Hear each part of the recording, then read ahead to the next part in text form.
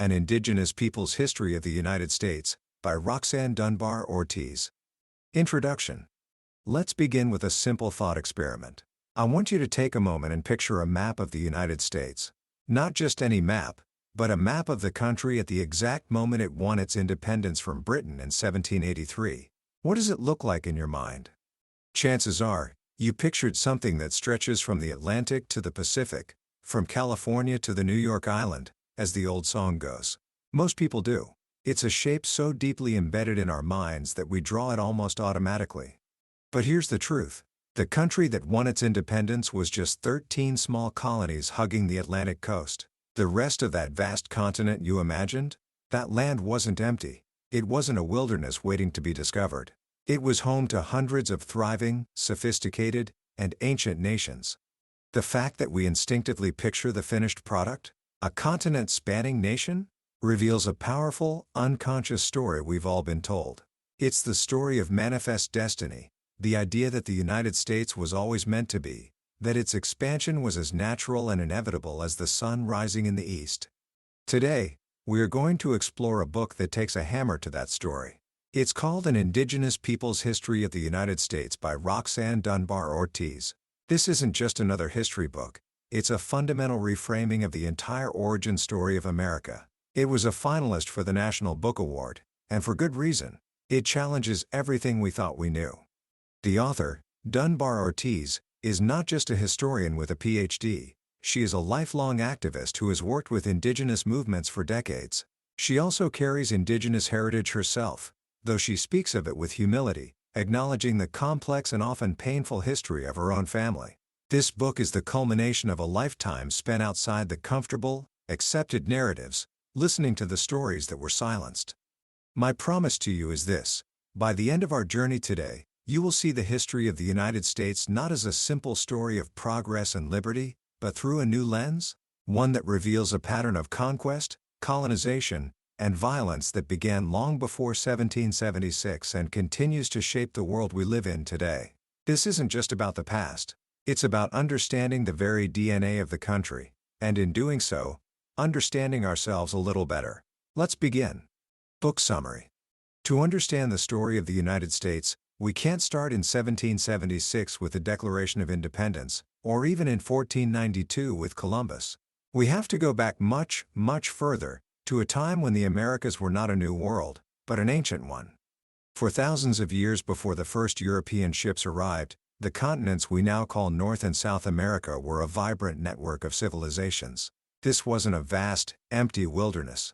It was a continent of villages, towns, and even great cities. Cahokia, near modern-day St. Louis, was a bustling metropolis larger than London at the time, with massive earthen pyramids and a sophisticated social structure.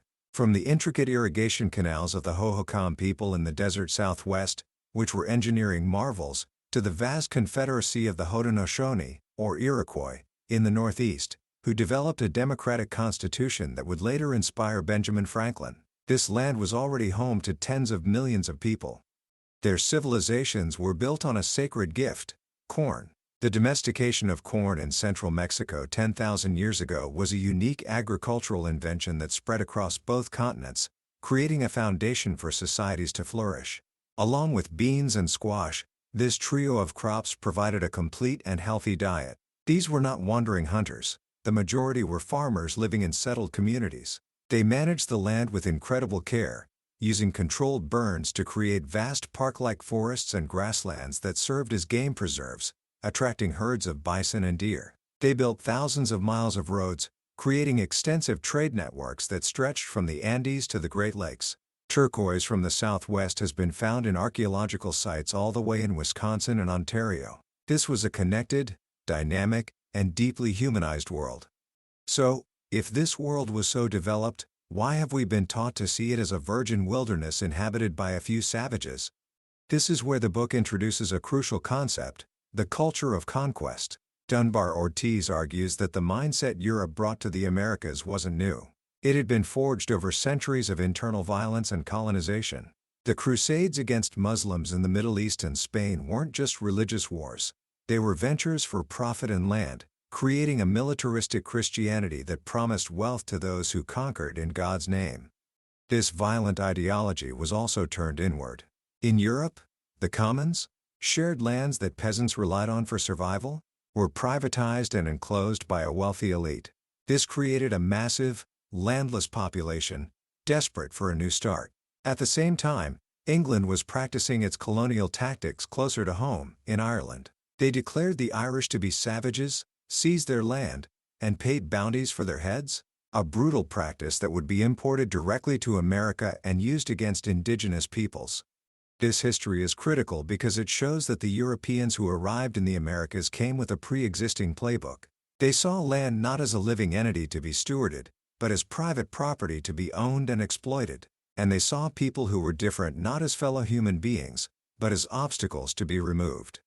This mindset was given a legal and religious justification through something called the doctrine of discovery. In the 15th century, the Pope issued a series of decrees, or papal bulls, that essentially gave Christian monarchies the right to claim any non-Christian lands they discovered. The people already living there, in the eyes of the Church, had no legitimate title to their own homeland. This doctrine, as strange as it sounds today, became the foundation of international law for centuries. And it was formally adopted into United States law by the Supreme Court in the 1823 case Johnson v. McIntosh. To this day, it remains a legal precedent that undermines indigenous sovereignty. This brings us to another central theme of the book. The United States was founded as a settler colonial state. This is different from other forms of colonialism. In traditional colonialism, the colonizer exploits the labor of the native population. But in settler colonialism, the primary goal is the land itself. And to get the land, the indigenous population must be eliminated. Not just exploited, but removed, erased, and replaced by the settlers. As Dunbar-Ortiz puts it, land is life, or, at least, land is necessary for life. Therefore, settler colonialism is inherently genocidal. The official origin story of the United States tries to hide this fact. It paints the founders as rebels against an oppressive empire. But Dunbar-Ortiz argues that the American Revolution was, for the most part, a rebellion by settlers who wanted to be free from British restrictions on their ability to seize indigenous land.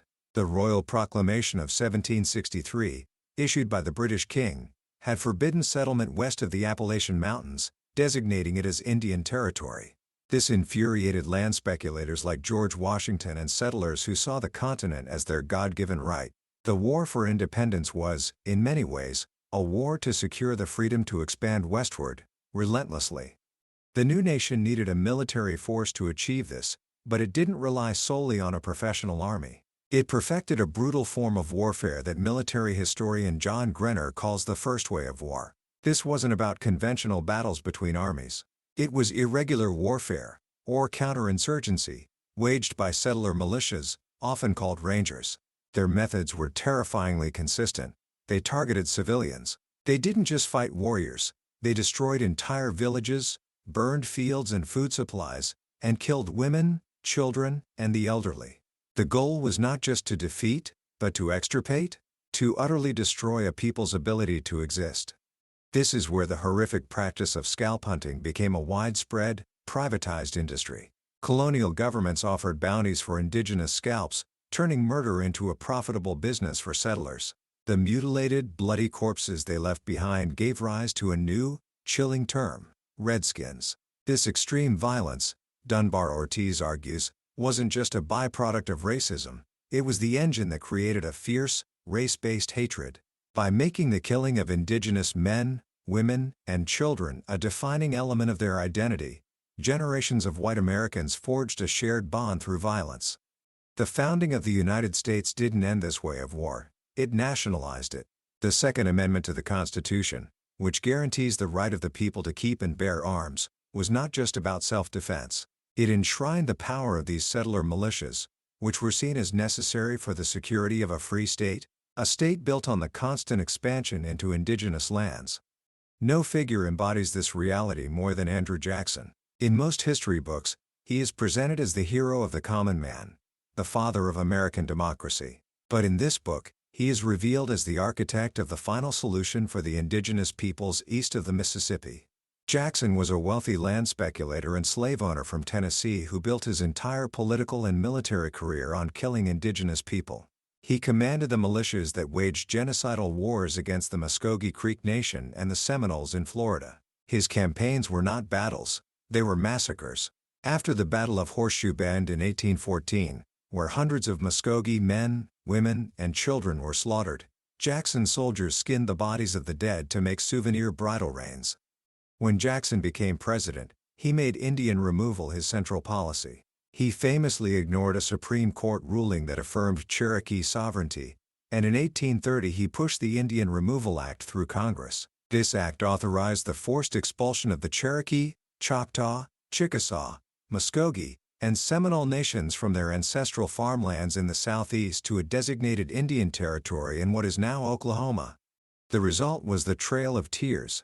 Tens of thousands of people were rounded up at gunpoint by the U.S. Army, forced from their homes, and marched 1,000 miles during the dead of winter. They had no adequate food, shelter, or clothing.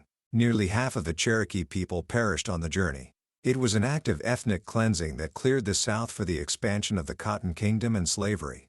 But it wasn't just the southern nations. Nearly all indigenous peoples east of the Mississippi were forcibly removed during this period.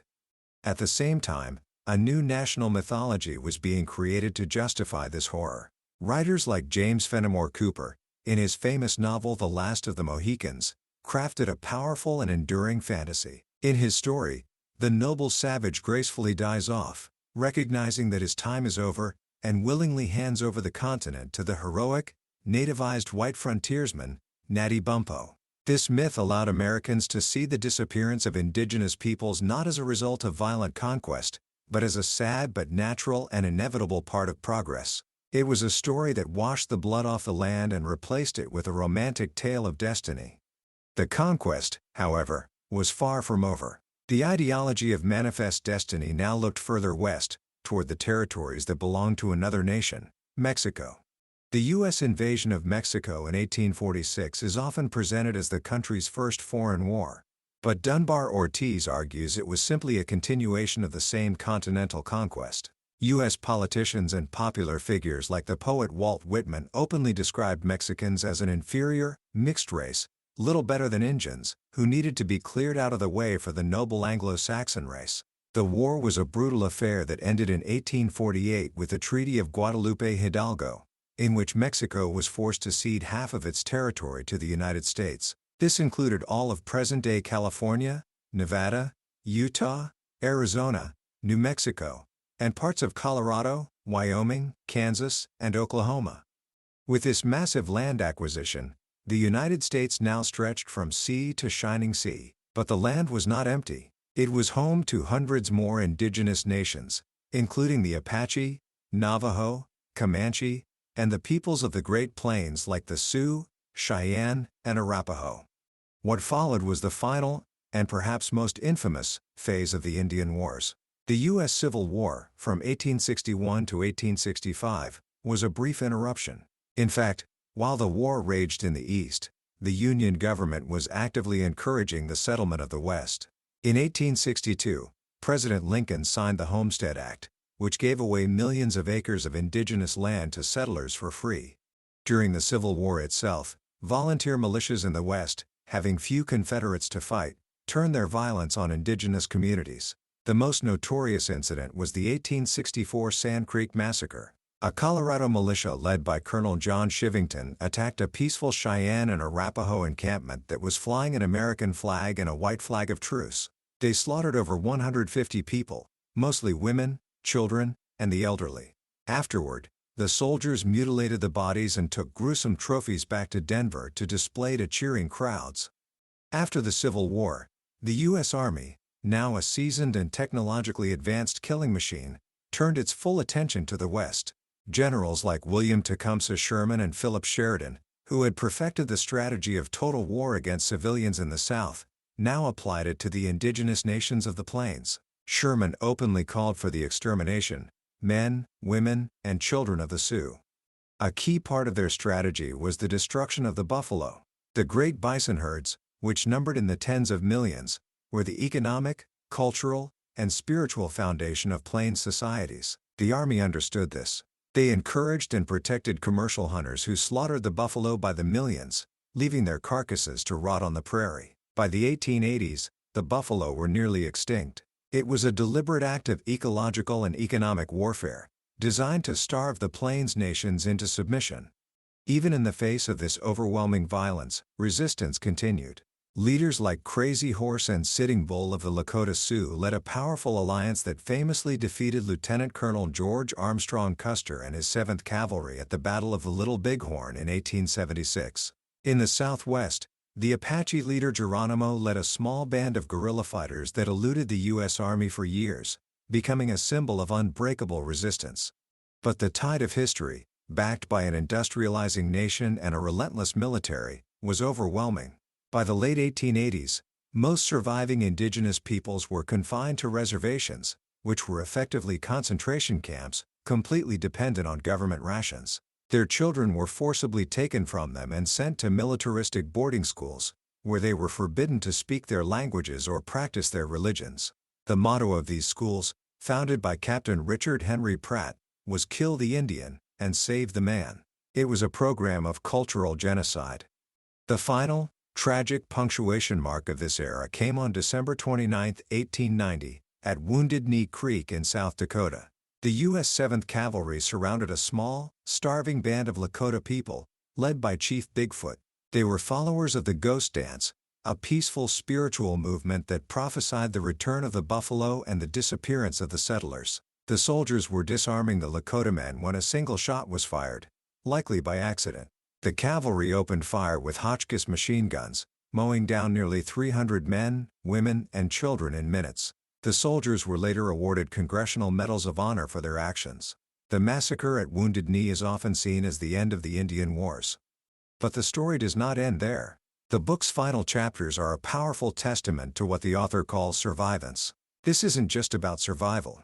It's about an active presence, a continuation of narratives, and a renunciation of victimhood.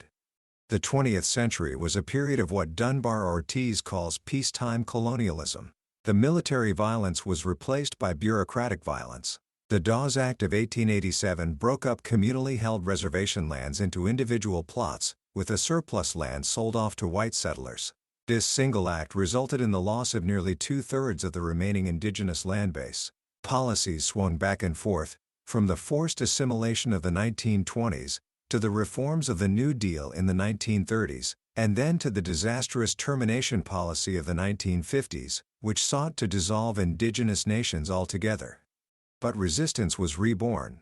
The civil rights movement of the 1960s inspired a new generation of indigenous activists. Groups like the National Indian Youth Council and the American Indian Movement (AIM) emerged. They organized fish-ins to defend treaty rights in Washington state.